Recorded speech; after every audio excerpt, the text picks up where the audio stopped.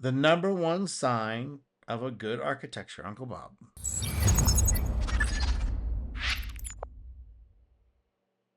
Hello, I'm Chris Athanas. I'm a KMP developer. Tech support said they're going to come out and close up that portal to another dimension as quickly as possible. They said they come out Tuesday. All right, let's listen to Uncle Bob when he talks about what the number one sign of a good architecture. I love tearing this guy apart, but let's see if he's got some insights about what is a good architecture. When people talk about architecture, they often think that architecture is about making decisions early.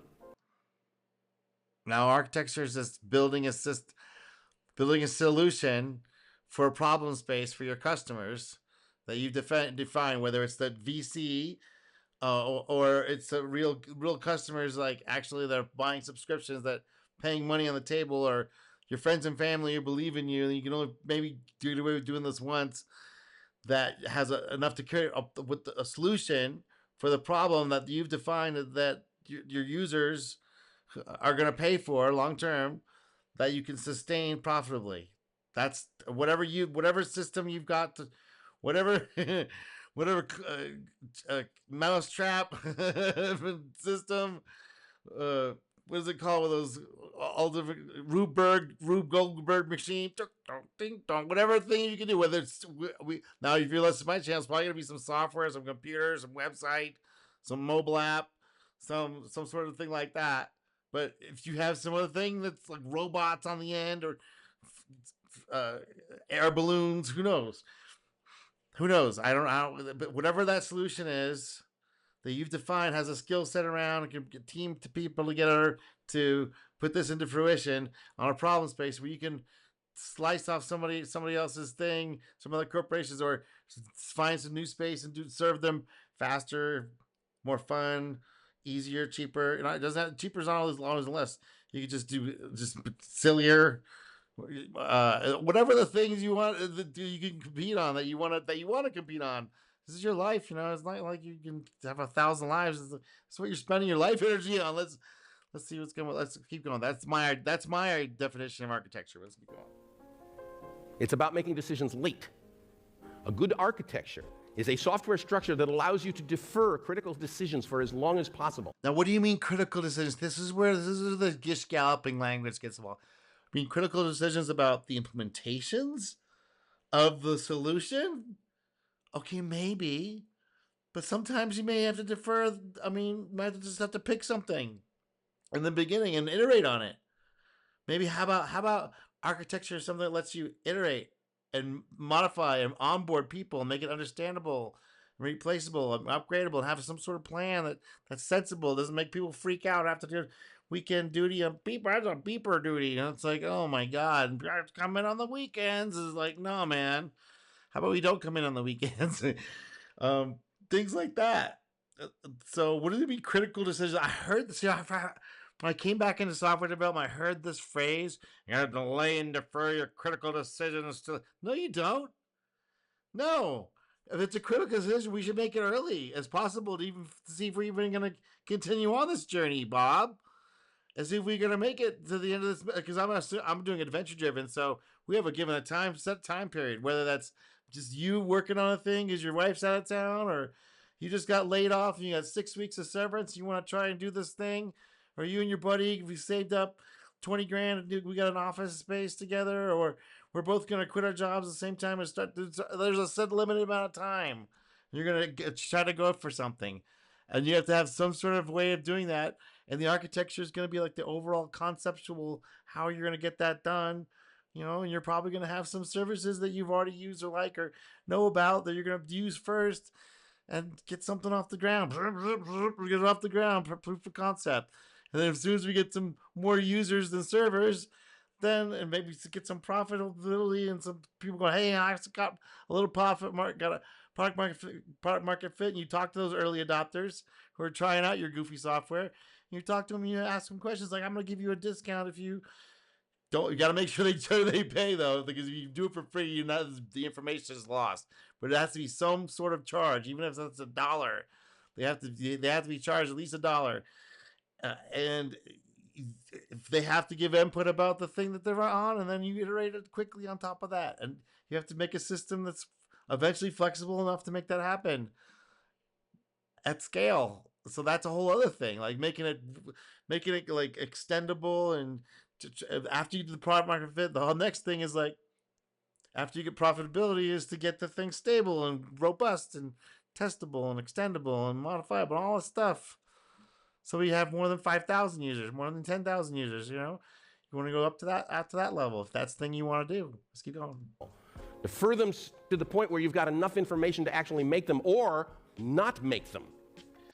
Okay, I mean, I wish you would be more specific, because I've heard this excuse used to not do anything, like just as an excuse to be like frozen solid in analysis paralysis mode.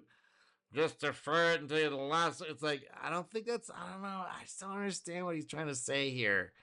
I mean, I kind of do in certain situations. Like if you don't like, so his thing, I think he uses the database. So instead of using an SQL database, you use a little flat file thing. Yeah, okay. Right, I know that's implementation details, but so I've heard people try and use this excuse to just the process, not even wanting to know, not even wanting to figure out how to do what the process will be for your customer, or not even trying to ask the customer anything, and just excusing it. It's like, we'll just kind of osmosis know one day. It's like, no, you're not. All the people who've got the things on the market that you like and do did the process of talking to people and caring about the damn thing. I'm like, I'll wait for it just to show up. I'm like, come on now. As the case may I wait for the information to show up. How much? You'll never have enough. People are so risk averse, man. It's like they don't want to take that risk because most of the time the experiments are going to go wrong, and that's the thing sucks about being a scientist, a real scientist, not a finance scientist who will get paid and lie, but a real scientist. You're probably not going to discover anything.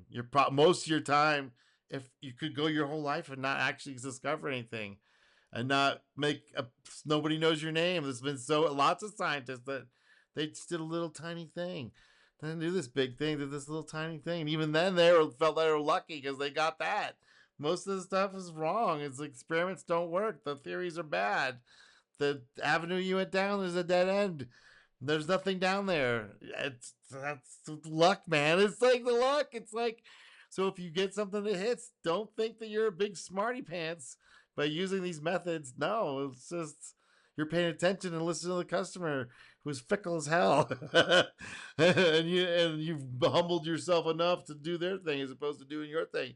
But don't take credit for that stuff. You're doing just what they want. You know, if you're doing it right, because then they'll pay you. It's like a lot of times it's like, well, if you want to pay me for this, fine. It's like, oh my gosh, the best ever. It's like, okay, I don't get a lot of value in this thing, but I've got the skill to bring it to you, so I'll do. That's what I'm going to do, and I'm going to charge you for it. That's what for this business in America. Maybe. Architecture allows decisions to be deferred, delayed, until the last responsible moment. Let's see this last responsible moment stuff. I've heard people use this to excuse delays and like cowardice. It's honestly, that's what it is. It's like it's an excuse to be cowardless. Well, we don't have enough information, and Uncle Bob says we can delay it until we get all the information. Just defer. No, man. I think this is probably a little bit of a psyop by the big companies for him to tell this to other people, because that's actually not how you do it. You blast away. If you're trying to get product market fit, you try stuff. You don't defer stuff. You try stuff all the time because you have a limited time frame. You know, we can just extend this out forever. It's like, no, you can't. We gotta get on it, baby. This may fly in the face of what you think. You may think, no, you've got to make some of these decisions early. Well, there are some decisions that need to be made early. For example, if you're going to write an application, you probably need to decide what language you're going to write it in pretty early. KMP, Kotlin. Dude, just use that. Later you can change and learn other ones, but if you learn Kotlin, you've just got this springboard leverage. So that's my advice for that. I know it's bad to say it in general, but look, you'll do yourself a favor if you want to do mobile apps or desktop apps or web apps or back end applications, and you want to be sane, just have one language to rule them all. We made the decision to use Java for fitness. That was a really early decision. But the database decision, which we I want to see the code to that thing. We needed to make early, We were just able to push right off the end of the project.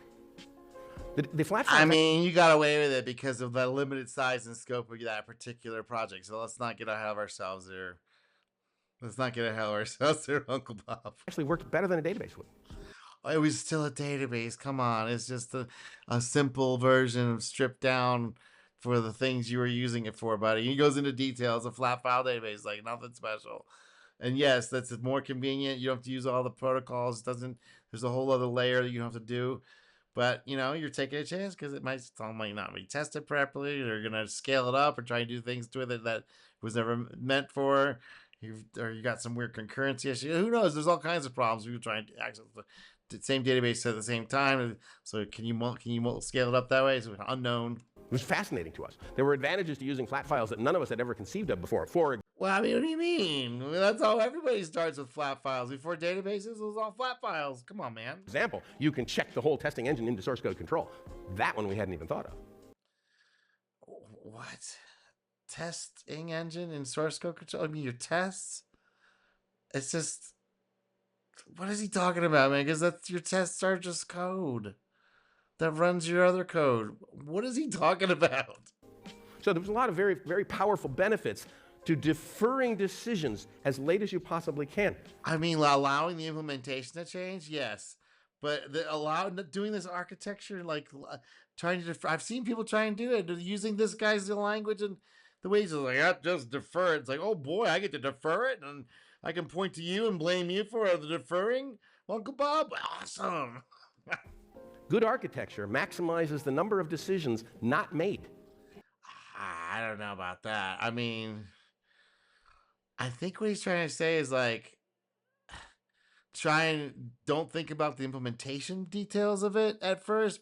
Just think about your process details. But a lot of times it is embedded with some sort of implementation somewhere. Bob? And if you just only defer all your decisions to the last possible moment, then you'll be fine. It's like, I don't know if that's true, man. I think he's just a little too swaggery about it. It's like, you gotta get a little more news. He's very ham-fisted. Just do this. I was like, I don't know, man. All right. Give me a like, subscribe. I'll continue the rants sometimes with, and mostly without, against the Uncle Bob. All right, I'll talk to you later.